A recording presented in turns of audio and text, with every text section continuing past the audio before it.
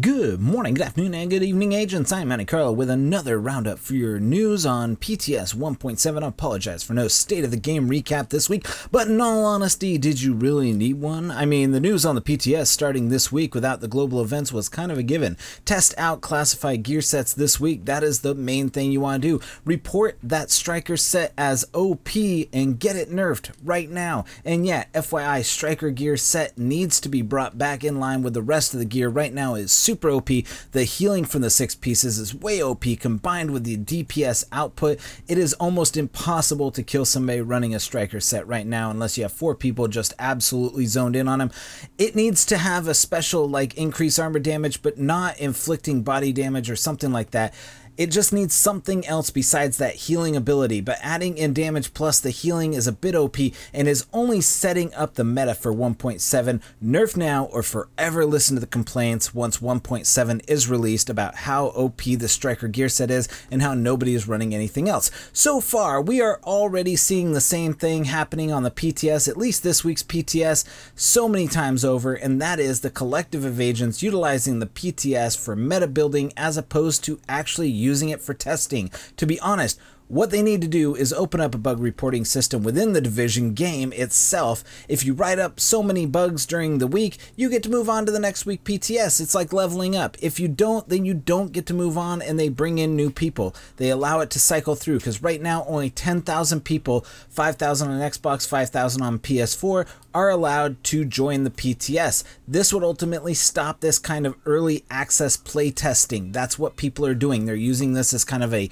early access feeler. They're going through, they're looking for bugs, and they're not really, really what they're doing is some of them are looking for exploits and glitches, some of them are looking for other stuff, but to answer the question for 90% of the people on the PTS, no, you do not get to keep your gear from the PTS, and yeah, have fun with the gear that you have on the PTS because once it goes live on the actual production server, it will take forever for you to get back to the point where you're at on the PTS, so do not get comfortable with it. You do not get to keep your gear, and you do not get to automatically just magically get some sort of gear that you want, so don't even suggest that gear carries over because it'll never happen. You're wasting your time suggesting even that. Also, it's going to change. Nothing is going to be like it is now. I guarantee the striker set is going to change right away. They're going to make it so it's not OP, that it's going to be in line with everything else. So what did they add that you don't know about? That was my little spiel on the PTS. So we're going to move on into the stuff that you do not know about that they did. So first of all, also let me go ahead and just clarify this right now. Console PTS will most likely be live on Thursday. That's right, it's not live yet. The invites are rolling out right now, but console PTS will not happen until the end of this week. So now let's go on to what they added, because this is a little bit of a rant. So if you don't like rants, go ahead and skip to whatever it is that you want to skip to, and we'll go ahead and figure it out. But first of all, with the implementation of classified gear sets, they failed to mention that, yeah, they didn't raise the gear score, but they raised the max rolls, which is fine, but don't deceive us. Let's talk about this, because while it is a suggestion I made, they did not implement it and stick with the idea of min-maxing their gear rolls. They did say that it would roll better than the 256 gear, but now, even though they didn't raise the gear score, they raised the max roll, and so it's rolling at like 1390, I think is the max. And now these pieces are going to be the OP gear pieces to find and grind, rather than them maxing out the version of the 256 at like whatever that is at 1257 or 1260 or whatever that max roll is. They didn't max it out. They actually increased the total max that you get, which I feel is a bit of a deception on their part to make it appear and appease those who didn't want a gear score increase, because that's what they did. They increased the gear score without increasing the gear score. You see how that is? Because now they have pieces that are more powerful than the standard pieces. So what you have now are uber gear pieces that roll above the max attribute of the 256 gear score, essentially making them gear score 300 or whatever it is. This is not the way things need to progress, unless you're planning on raising the max gear score of the original 256 set pieces to where it is in line with the classified. Right now, classified pieces roll higher and lower than the normal 256 gear, but honestly, it feels like they just want to force people into grinding and getting these new classified sets.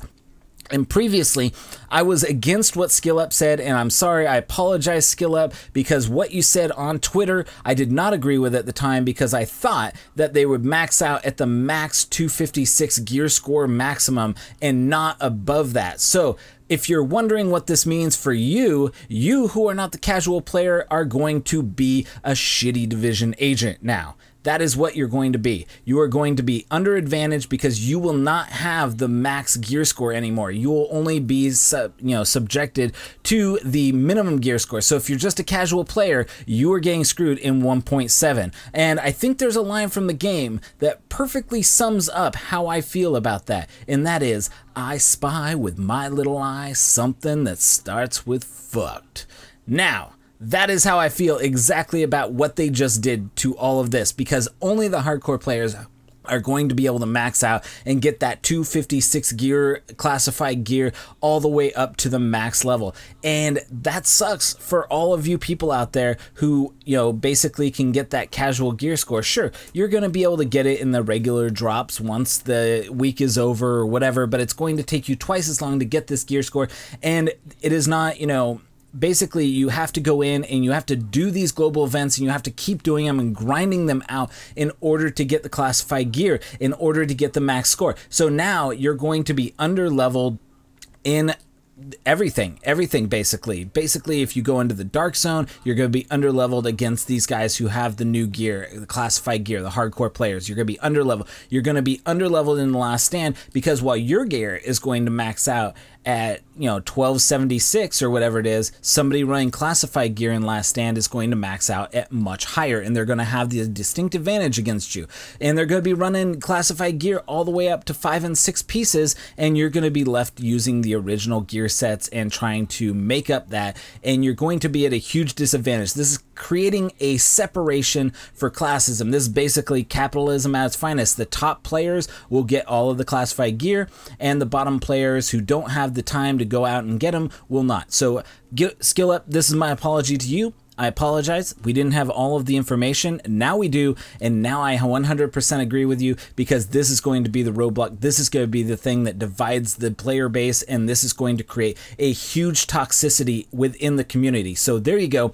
There you have it. Marco, please make a video on this. This is ridiculous. People need to hear this stuff, and it doesn't need to go any further. So now with that out of the way, the first item that you should be excited about is the introduction of being able to change your character's appearance, and with that also being able to get face masks. So changing your character appearance is pretty easy once you find out where to do it, and it's pretty easy to miss once you go into the terminal. But as soon as you walk from the booth to the terminal, make a quick right, head up the stairs, make a quick left, because you do not want to be fooled by all of those things there. And you walk in, you press F by the sink, and the magical mirror that shows the back of your head as opposed to the front of it, at least for now. They need to fix that.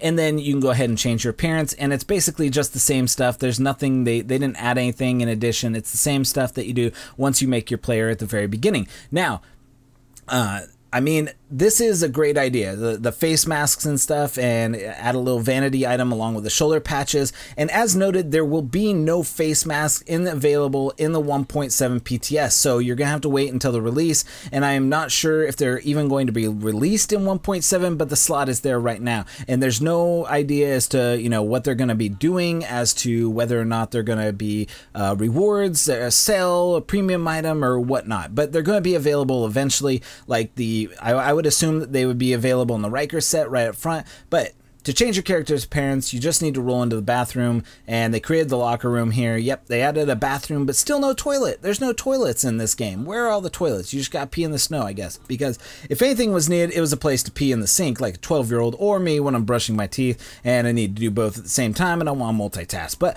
I mean, I've been holding it since day one, and when I finally found the bathroom, the doors were locked, and now I just have to figure out how to pee in the sink. At least now we have some lockers and a sink to do the pee in. So now let's roll over to the Global Events Center.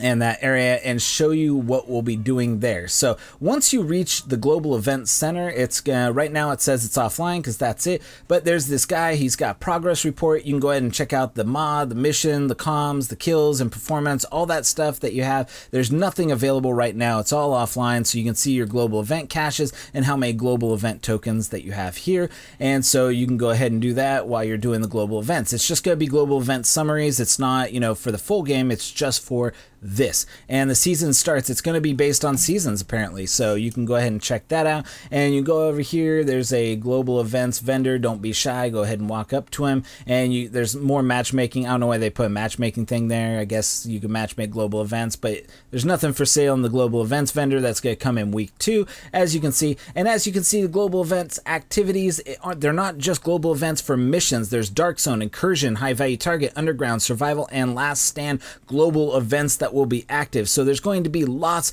of activations going on. So you can go ahead and get tokens from all of those activations and do that. And there's going to have a leaderboard so you can track your progress. There's going to be different tiers once you track your progress, and you can go ahead and switch and go back and forth and do all that good stuff. And as you can see over here, it looks like this Global Event Center is basically a way to go into this area and figure out what the global events are, and you just go ahead and go to them as opposed to actually having to walk to them in the map. So there you have it. That's for the global events.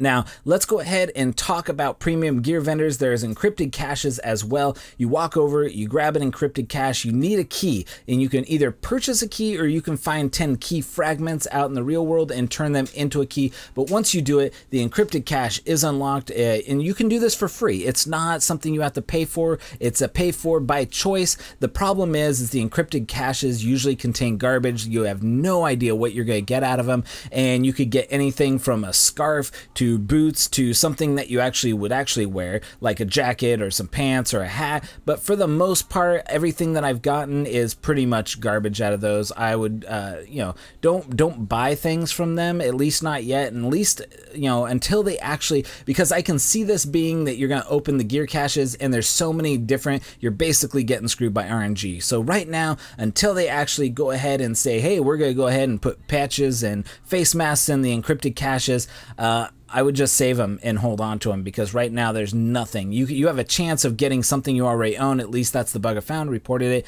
and I ended up with getting 2 Firecrest pieces, and I had them both already. So it wasn't like I can't get rid of them, I can't drop them, I can't decrypt them, you know, stuff like that. So there's definitely bugs in this area, but the encrypted caches, the one thing is that you must know that you do not have to buy it. So it's actually pretty cool that you, if as a person, you know, if you don't want to buy premium credits, you can actually go out there, get 10, you know, key fragments. I don't know how long it's going to take you to get those. You buy your encrypted cache and you can actually get the stuff that's for sale in the store.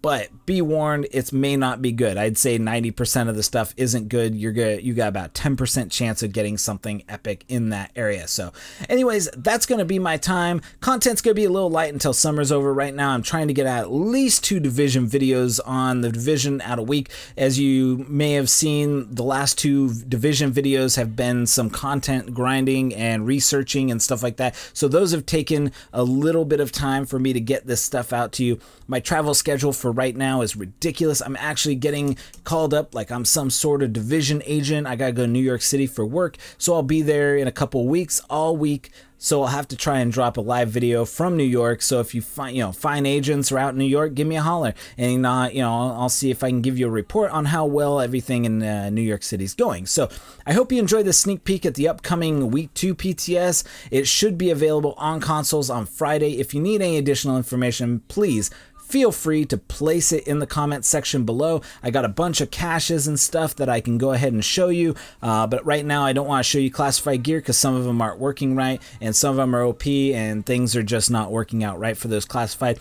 My guess is that this PTS is probably going to go live into production sometime toward the end of August, beginning of September. So That's or yeah, mid-August, maybe mid-August to the end of August. That's the date that I'm going to go ahead and give that to you. So if you do need any different information, feel free, put it in the comment section. I'll try and find out what it is for you. If you enjoyed this short but sweet video, go ahead, drop a like, hit the subscribe button for more content just like this. And for all of us here at the Division News, I'm Mountie Curl, and we'll see you in the Week 2 PTS. Agent out.